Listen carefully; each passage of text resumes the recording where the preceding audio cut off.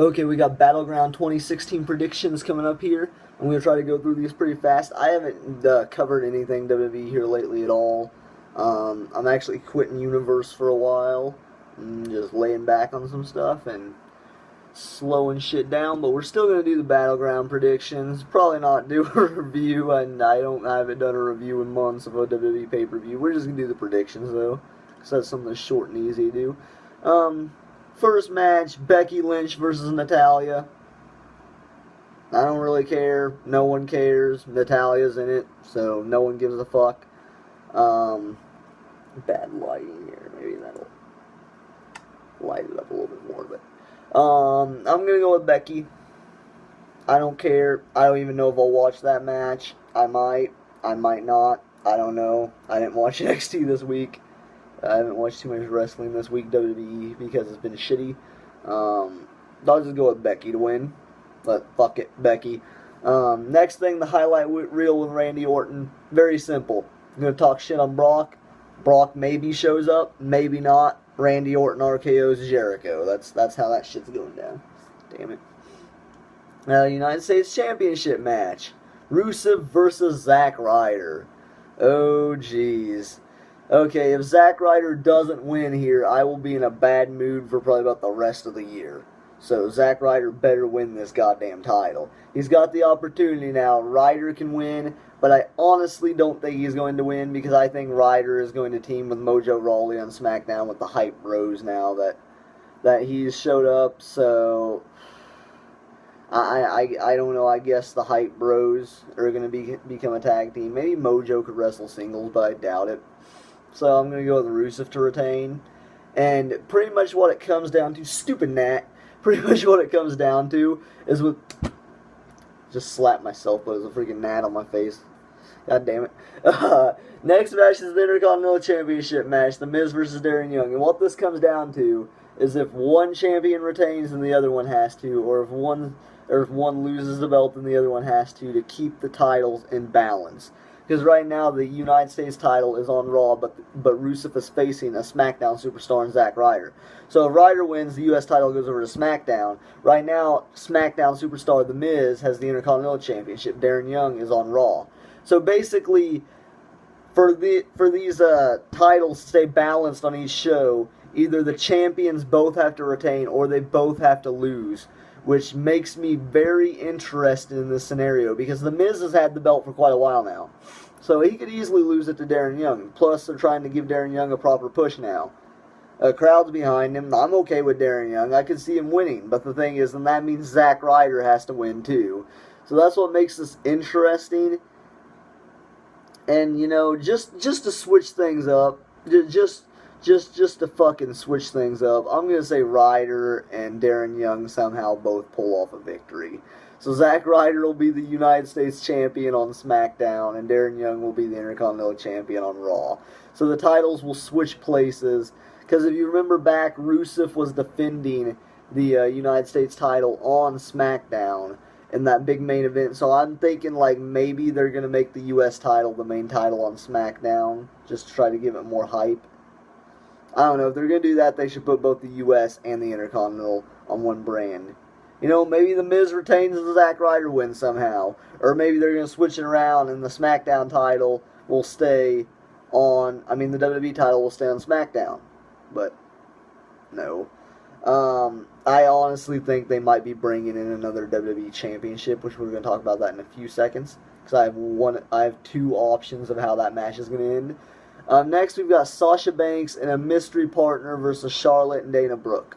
I honestly don't care too much who the mystery partner is. I hope to hell it's not Bayley because I don't want Bayley to be brought up like that, and I want Bayley to be on SmackDown. So I hope to hell it's not Bayley. I was thinking Nikki Bella for the longest time, but apparently she just now got cleared to start training again. But they could be lying. They could just be swerving us. But I was hoping the whole time it was going to be Nikki, because it'd make perfect sense because Charlotte was the one that took the belt from Nikki. So I thought for sure it was going to be Nikki Bella. But now, I don't know, they could pull a big swerve and, I don't know, have some old wrestler come back, I don't know, or have Maurice compete now, or I don't know, or I don't know what they're going to do. Nia Jax even, since she got brought up to the main roster. I don't know any of them really. It doesn't really matter. I mean, either way, it doesn't matter who her partner is. I see Sasha coming out with the victory here because I think they're going to build momentum towards SummerSlam, and then Sasha will finally win at SummerSlam. I think Sasha pins or submits Dana Brooke here either way, or maybe your partner does. All I know is Charlotte's not getting pinned here, but Sasha Banks wins. New Day versus the Wyatt family, and this doesn't say it's for the tag titles, so I thought the whole time it was for the belts, but it's not. It's just the New Day versus the Wyatt fuckers. So either way, I'm going to simply say the Wyatt family takes a loss here because they're being split up in the draft, and the New Day didn't. So I think obviously the Wyatt family loses, right? Unless they're going to have Brown Snowman get the victory just to push him in singles on Raw. But I really hope to hell that Bray Wyatt and Eric Rowan are being split up apart. Because I think as long as they push Eric Rowan the right way, he could be interesting. If you've seen his promo package on Twitter, to where like he's carrying off the body or whatever in the body bag, if they make him into like some psycho murder character, that would be cool. I don't know if they will do that or not, but that would be really cool, and then they could keep Bray by himself. And I think they turn Bray Wyatt face on SmackDown, and I think they keep Eric Rowan heel. I think that's how they do it.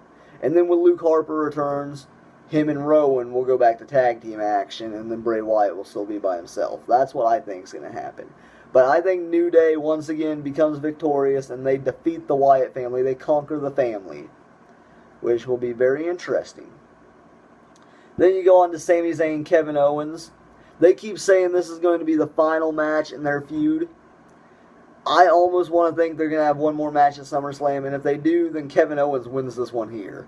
But with what they're saying, I'm going to have to just trust them, what they're saying. This is the final match in their feud. Sami Zayn knocks off Kevin Owens. This is the final match, which I'm going to go with that. Zayn knocks off Owens. Then we go and we get Cena and Enzo and Cass versus the Club. And I honestly have to say Bullet Club gets the victory here. No, Enzo, Cass, and Cena gets the victory. I'm going to say that because I can see the Club turning on AJ Styles afterwards, since they're going to be split up and they're going to be going their separate ways anyways. And that's the debut of Finn Balor. Instead of Raw the following night, we're going to debut him at Battleground. He's going to come out, they're going to assault AJ Styles and reveal Finn Balor as the new leader, and it's going to be the Balor Club. So you got that, and then finally the main event, Dean Ambrose, Roman Reigns, Seth Rollins, the Shield triple threat match. Believe in the Shield. Honestly here, there's two things that could happen. Either Dean Ambrose retains, and he keeps the belt on SmackDown, or what I'm hoping for, which I don't really like the idea of having two separate titles, but I think that's what they're going to go with. I think both Dean and Seth Rollins pin Roman Reigns at Battleground at the same time.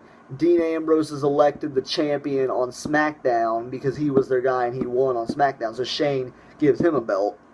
But then Stephanie gives Seth a belt on Raw too. So Seth Rollins is the WWE champion and Dean Ambrose is the WWE champion. So Rollins more or less is the Raw champion, Dean Ambrose is the SmackDown champion. That's how it's going down, in my opinion. That is my final pick for that. So overall, I'm just going to go through who I think is going to win. Becky defeats Natalya. Randy Orton RKO's Jericho on the highlight reel. No one cares. Zack Ryder defeats Rusev, somehow, for the United States Championship. Darren Young defeats The Miz via luck and Bob Backlund's crossface chicken wing for the Intercontinental Championship. Sasha Banks and her mystery partner knock off Charlotte and Dana Brooke. The New Day knocks off the Wyatt family. Sami Zayn knocks off Kevin Owens. John Cena, Enzo, and Big Cass defeat the Club. And Dean and Seth both get the victory and walk out as both champs. So, funny enough, I'm looking back at this now. I picked all the faces to win, so we'll see if that happens or not. But I can kind of see that happening just because this is a blow-off pay-per-view, you know. So maybe they just have all the faces win, kind of like the holiday shows, just all the good guys win. So that's my Battleground predictions, and yeah, pretty good, I guess. Sort of, kind of like the pay-per-view. Sort of good, sort of not really.